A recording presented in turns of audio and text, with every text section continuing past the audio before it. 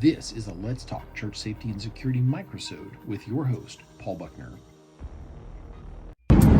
So, sheepdogs, little follow-up installments here of the realities of a gun battle. So, friendly fire.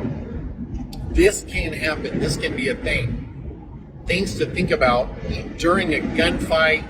You really want to be thinking about this before the gunfight, because you could end up with a situation where an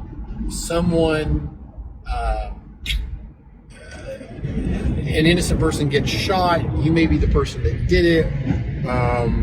Maybe even with your quality jacketed hollow point, you had a through and through shot where the bullet went through somebody. Bullets do funny, crazy things during gunfights. They ricochet off of things. So maybe you you hit the target, but the bullet ricocheted off. Bullets have been known to glance off the side of foreheads. Bullets do crazy things.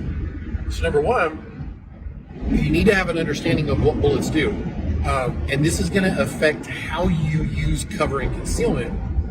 Bullets typically will hit a hard wall and skip off the wall, and they skim along the wall, meaning if you're shooting down a hallway and you hit it, it's going to skim along the wall. This is why you really don't hug walls going down hallways. You're actually better off to be several inches, as in when I say inches, I mean like a foot or better. It depends on the school of thought.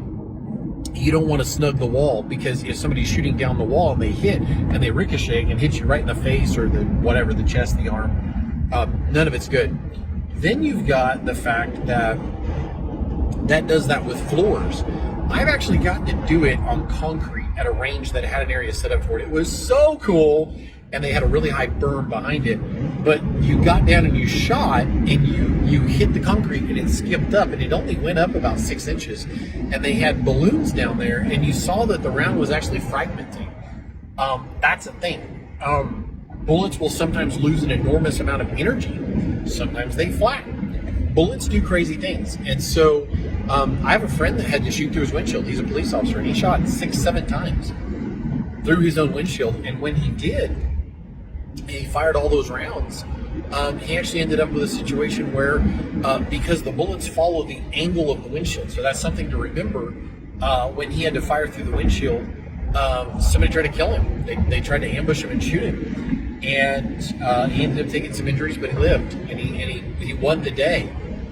Well, the bullets going through the windshield angled down slightly, and to this day they don't have a clue where all of them went.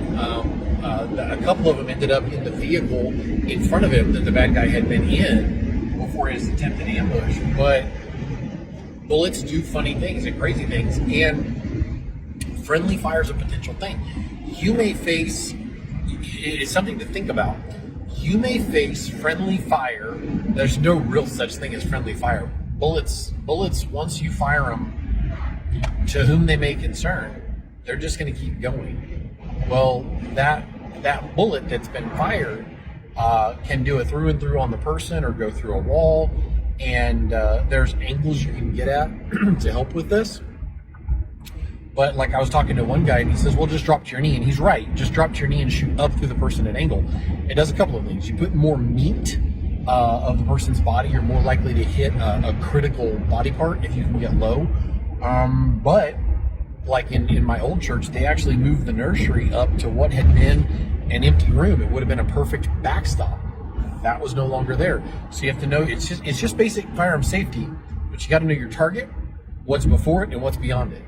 And that's a thing. And so, and during a shooting like that, I actually had the opportunity to do this, where a guy grabs your shoulders.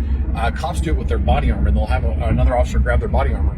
You got a range safety officer, and then you got a range officer, and somebody is moving you as you're shooting back and forth, forcing you as you're moving side to side, and then you have no-shoot targets in the front, and you're trying not to hit the no-shoot target, but to hit the target behind it. And I'm going to tell you what, that adds a whole level of difficulty to what you're doing. I mean, like, seriously, adds a whole level of difficulty to what you're doing. And so friendly fire is a thing. We'll talk about it a little bit more in the next video.